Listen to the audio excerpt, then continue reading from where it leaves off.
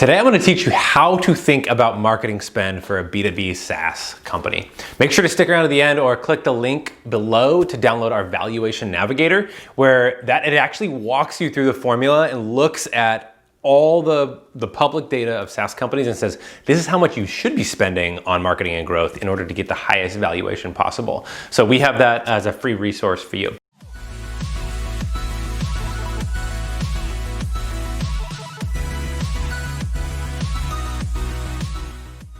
So here's the challenge. If you want to grow your business, you have to spend on marketing.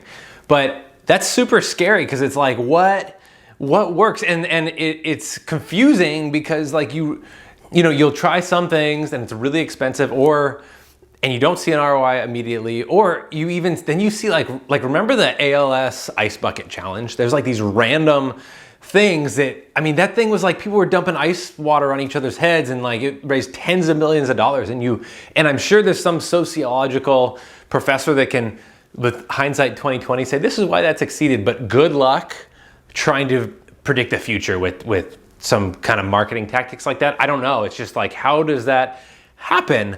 And on the flip side, so it's scary and that's the challenge. But on the flip side, if you can figure out if you know this is how much I need to make for this much marketing spend and you can get that equation, if you can test and figure that out, then technically your marketing spend should be infinity, right? Because like, let's say you're like, hey, I need a 3-to-1 cost of acquisition, CAC, and I put $1 in and I figured out how to get $3 out. Technically, you should spend every dollar in your war chest and you should go get, depending on if it honors the team, the clients, and the stakeholders, the investors, and your goals are to grow, then your opportunity literally does not have a ceiling if you can figure out the right equation. So that's kind of the challenge and the opportunity here. At P4P, we were at Profits for Purpose, my SaaS company, we were bootstrapped. So I was always incredibly skittish about spending on growth because it was like, man, being bootstrapped, and especially in a SaaS world where you build a product and then sell it, that all the competitors are funded like with a lot of money. In our world, it was, if we spend on this marketing, if we spend these marketing dollars, that means not paying ourselves, or that's bad enough. But then worse yet is if you spend enough and it doesn't work, then you could scuttle the company, right? The company could be out of business. So the stakes were incredibly high. And so I thought a lot about how to think about marketing spend. And eventually when I started thinking about it this way that I'm gonna share with you, I got comfortable. I got comfortable with our marketing decisions and our growth decisions. But it took me a little while, and I'm gonna kind of walk you through that today. So, when I sat down and I thought about making this video, I thought about, man, I could go tactical and I could talk about Google, how to create Google ads, Facebook ads, LinkedIn ads. I could talk about how to not only run the media, but the media spend, but what are strategies for creating that content. But then I took a step back and I said, those are all tactical. And I want to go strategic here. I want to talk about how to think about them because two things. One, over time, mediums and tactics change. And so I want to give a framework of thinking about this that's beyond, 10 years ago it was cold calls. Now LinkedIn's the new cold call. And then there's all there's just every other platform. And over time, things change.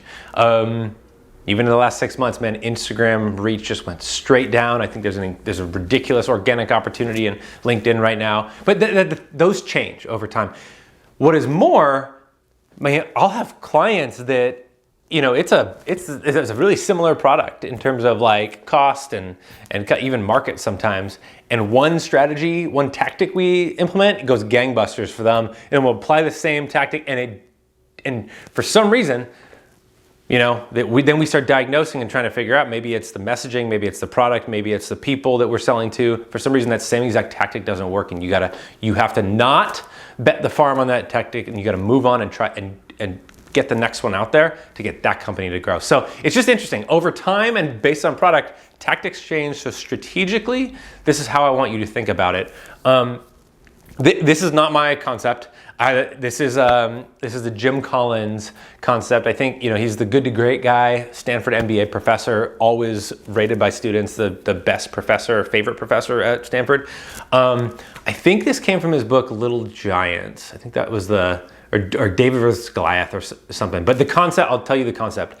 It's called Bullets versus Cannonballs, and he sets it up like this. He says, imagine you're at sea and you see this pirate ship coming at you, and you're like, man, our only chance of survival here is we got to shoot that thing down. So you go below deck, you're like, yes, we got this cannon. You load the cannonball into it, you aim, and you light it, you fire. The cannonball's hurling toward the ship, and it's going right at it, and it goes right over the bow and misses. And then you're like, okay, well, let's load the cannon back up. Let's get it again. And then you reach in, and there's no gunpowder. You're like, we have no defense mechanism all of a sudden now. And obviously in the analogy, that's the gunpowder's cash reserve. So he advocates for, instead, go to below deck, take out your pistol, line it up, shoot. It's a little over. Shoot again, it's a little behind, it's a little to the right. Boom, you hit. Try it again. Boom, you hit. Okay, do it again, hit. We have our line of sight now. Now load the cannonball, fire that thing. So the concept is fire bullets, and then when you're hitting, double down with your cannonball. And my old business partner, shout out to Josh Hotzenpiller, he said, he kind of said it like this, and I loved this phraseology. He said, money's not the only form of currency. Think about knowledge and learning and data as currency as well. And that really stuck with me because when you are growing a company, you have to spend on marketing. You just have to, but don't just, if you only think about it like ROI, then you might be short-sighted. And if you go all in on a specific strategy, you might be out of business. So the common challenge and mistake that I see here, because now I get the opportunity to work with a number, at Serendipity, our clients are B2C SaaS, B2B SaaS companies. So I'm seeing bootstrapped, angel invested, and venture funded companies, and it's crazy. The founders, there's a spectrum, and I see founders and people that are in charge of this decision on one or two sides. They're either all in and they're very risk, kind of like quick, and they're like, man, I want to make, and it's almost like I want to make a quick buck, and they're quick to double down. The other side of the spectrum is, I don't want to spend unless I can see the dollars coming back, and that's the frame of reference that I have. And the reality is, you kind of need a little bit of both, right? You need the guts to make the big investment, and you need the wisdom to ask, what's the return here? But the challenge is if you download the valuation navigator and the link, that, like I said, that walks you through how much to be spending here. But the reality is, you'll never hit your ceiling if you don't spend. So that's kind of the challenge for you is think bullets before cannonballs, because you have to spend to grow. So with that, I'd encourage you to subscribe to the channel. We're putting out content like this regularly. Comment if you like this, you don't like it, what you learned, if you disagree.